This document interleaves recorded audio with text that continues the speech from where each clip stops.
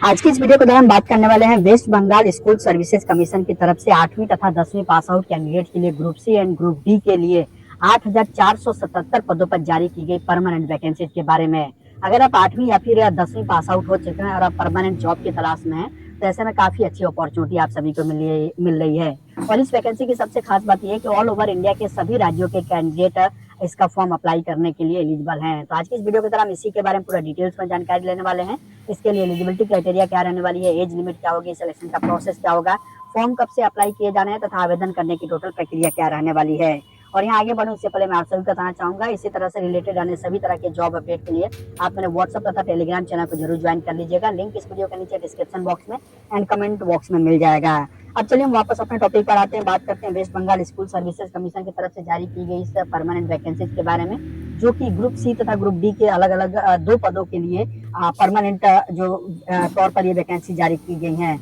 यहाँ पर आप देख सकते हैं जो ऑफिशियल नोटिफिकेशन जारी किया गया West Bengal central school services commission की तरफ से, इसका जो ऑफिशियली नोटिफिकेशन मैंने यहाँ पर ओपन किया हुआ, डेट देख सकते हैं 9 अक्टूबर 2025 को नोटिफिकेशन रिलीज किया गया, जिसके अंतर्गत ये जो वैकेंसी जारी की गई है। और यहाँ पर सबसे जो कि स्टार्टिंग में ही आप देख सकते हैं लिखा हुआ मिलेगा कि any citizen of India only may apply for the post of non teaching staff in recognised government aided sponsored school in West Bengal. यानी कि जो भी वेस्ट बंगाल के गवर्नमेंट एडेड हैं या स्पॉन्सर्ड स्कूल हैं, उन सभी में नॉन टीचिंग स्टाफ के तौर पर ऑल ओवर इंडिया के किसी भी राज्य के जो कैंडिडेट हैं वो इसका फॉर्म अप्लाई करने के लिए एलिजिबल रहने वाले हैं। इसके अलावा यहाँ पर देख सकते हैं और भी टर्म्स एंड कंडीशंस यहाँ पर दी गई हैं, जिसके लिए सबसे पहले अगर हम फॉर्म अप्लाई करने की बात करें तो इसका जो फॉर्म अप्लाई होना है 3 नवंबर 2025 से इसका फॉर्म अप्लाई होना स्टार्ट हो रहा है, जबकि इसका जो लास्ट डेट रहेगी फॉर्म अप्लाई करने के लिए 3 दिसंबर 2025 को शाम के 5 बजे तक आप इसका फॉर्म अप्लाई कर सकते हैं। जबकि payment of the fees must be submitted online and will be received up to 3/12/2025। यानी कि लास्ट डेट भी फीस के लिए जो फॉर्म भरने की फीस होगी उसका भी लास्ट डेट 3 दिसंबर 2025 रात्रि के 12 बजे तक रखा गया है। और जैसा कि मैंने बताया, दो अलग अलग पदों पर ये जो वैकेंसी है जारी की गई, जिसके लिए आप यहाँ पर देख सकते हैं ये जो वैकेंसी जारी की गई है दो अलग अलग पदों के लिए, वो आप यहाँ पर देख सकते हैं। पहला जो है कि क्लर्क के तौर पर जारी की गई है, जिसके लिए 2,989 पदों पर जो वैकेंसी जो रिलीज की गई है। उसी तरीके से जो ग्रुप डी के लिए है 5,488 पदों पर वैकेंसी जारी की गई है। टोटल अगर वैकेंसी की बात करें तो 7,477 पदों पर ये जो वैकेंसी है परमानेंट के तौर पर जारी की गई है। अब सबसे पहले जो वैकेंसी है क्लर्क के लिए, जिसके लिए आप एसेंशियल क्वालिफिकेशन के तौर पर देख सकते हैं passed school final Madhyamik or its equivalent or old high school in lieu of school final Madhyamik or its equivalent on the before last date of receiving of online application. यानी कि जो ऑनलाइन फॉर्म अप्लाई करने की last date है उस date तक आपके पास 10th का सर्टिफिकेट होना चाहिए, तो आप इसके लिए एलिजिबल हैं। इस क्लर्क की वैकेंसी के लिए आप अप्लाई कर सकते हैं। उसी तरीके से जो ग्रुप डी की वैकेंसी है इसके लिए आप एसेंशियल क्वालिफिकेशन के तौर पर बताया गया कि pass class 8 from any school recognised or affiliated by the board council on or equivalent on of the before the last date of receiving of online application. Form apply करने की जो last date उसके पहले आपके पास अगर 8वीं का किसी भी रिकॉग्नाइज इंस्टीट्यूट से सर्टिफिकेट है 8 पास का, तो आप इस ग्रुप डी की वैकेंसी के लिए फॉर्म अप्लाई कर सकते हैं। अब एज लिमिट की बात करते हैं तो एज यहाँ पर देख सकते हैं मिनिमम 18 साल, जबकि मैक्सिमम जो कि 40 साल बताया गया है। जबकि अगर आपकी एज ओवर एज है तो ऐसे में गवर्नमेंट के रूल के अकॉर्डिंग ओवर एज में SC ST कैंडिडेट को 5 साल की छूट, जबकि OBC कैंडिडेट्स को 3 साल की छूट प्रोवाइड की जाएगी, जो कि आप यहाँ पर डिटेल्स में जो कि चेकआउट कर सकते हैं। इसके अलावा फिजिकली हैंडीकैप्ड आदि जो कैंडिडेट होंगे उनके लिए भी यहाँ पर देख सकते हैं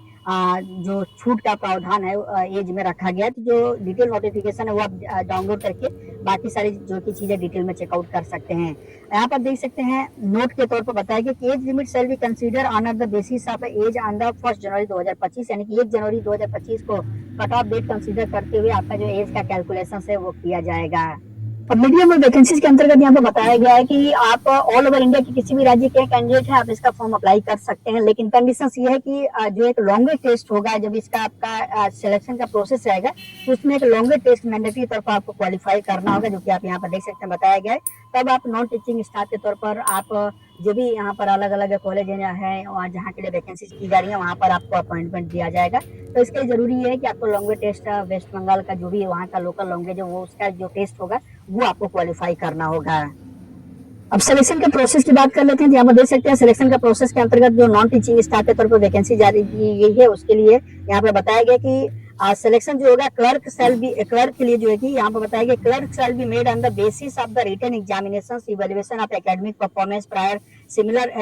एक्सपीरियंस एंड इंटरव्यू। यानी कि इन सभी प्रोसेस के अंतर्गत जो क्लर्क की वैकेंसीज है उसके लिए आपका चयन किया जाएगा, जिसमें पहले रिटन एग्जाम होगा, उसके बाद जो एकेडमिक आपका परफॉर्मेंस होगा उसको कंसीडर किया जाएगा, देन जो अपने अगर इससे रिलेटेड सिमिलर कहीं एक्सपीरियंस आपके पास होगा तो उसको वेटेज दिया जाएगा, देन इंटरव्यू का प्रोसेस रहेगा। इस प्रोसेस के माध्यम से आपका जो चयन होगा वो किया जाएगा, इंक्लूडिंग टाइपिंग कम कंप्यूटर अप्रूव प्रोफिशिएंसी टेस्ट, यानी कि कंप्यूटर टेस्ट भी इसमें इंक्लूडेड रहेगा इन the manner specified in the schedule second of the rules. तो आप इसको डिटेल में सेकंड रूल को भी चेकआउट कर लीजिएगा। इसके अलावा ग्रुप डी के स्टाफ के तौर पर जो वैकेंसी है shall be made on the basis of written examination prior similar experience and interview in the manner specified in the schedule second of the rules. तो यानी कि जो ग्रुप डी की वैकेंसी है उसके लिए केवल यहाँ पर जो कंप्यूटर प्रोफिशिएंसी टेस्ट वो नहीं रहेगा, इसके अलावा जो कि बाकी सारे जो कंडीशंस हो गए जैसे क्लर्क के लिए था सेम वही कंडीशंस को फॉलो करते हुए आपका फाइनल रिक्रूटमेंट यहाँ पर किया जाएगा। इसका यहाँ पर बताया गया कि question paper will be set in the English and Bengali for each post clerk in group D candidate will have to allow to appear under the any one of the medium in instructions and the only one region for the post of NPSA, यानी कि आप किसी एक माध्यम से ही जो कि अपना टेस्ट दे सकेंगे। Syllabus for the two examination will be uploaded in due course, यानी आने वाले कुछ टाइम में जल्दी इसका जो सिलेबस होगा वो भी वेबसाइट के माध्यम से अपलोड किया जाएगा। अब बात करते हैं फॉर्म अप्लाई करने के लिए फीस कितनी लगेगी। तो यहाँ पर देख सकते हैं बताया गया है कि जो फीस के तौर पर ग्रुप सी तथा ग्रुप डी की वैकेंसीज के लिए ये जो भर्ती जारी की गई है, चाहे जनरल हो ओबीसी या ईडब्ल्यूएस कैंडिडेट हो, दोनों पदों में से किसी भी पद के लिए आप फॉर्म अप्लाई करना चाहते हैं तो 400 रुपये फीस लगेगी, जबकि अगर आप एससी एसटी पीएस कैंडिडेट हैं तो ऐसे में 150 रुपये का फीस का पेमेंट आपको ऑनलाइन माध्यम से करना होगा। तो ये रहा फीस का। अब बात करते हैं कि इसका फॉर्म अप्लाई कैसे करना है। तो जैसे कि मैंने बताया इसका जो फॉर्म अप्लाई करने का लिंक है 3 नवंबर 2025 से एक्टिव हो रहा है। तो अभी इसका लिंक एक्टिव नहीं हुआ, जो कि 3 दिसंबर 2025 तक आप इसका यानी कि 1 महीने तक आप इसका फॉर्म अप्लाई कर सकेंगे। तो जैसे इसका लिंक एक्टिव होगा फॉर्म अप्लाई करने का तो उसका डायरेक्ट अप्लाई लिंक आपको इस वीडियो के नीचे डिस्क्रिप्शन बॉक्स में मिल जाएगा, या फिर एक अलग से वीडियो के माध्यम से मैं आप सभी को अपडेट प्रोवाइड करूंगा। और अगर इस वैकेंसी के संबंध में और कोई डाउट है या कुछ पूछना चाहते हैं तो आप हमसे कमेंट करके सवाल कर सकते हैं, मैं उसका रिप्लाई देने की पूरी कोशिश करूंगा।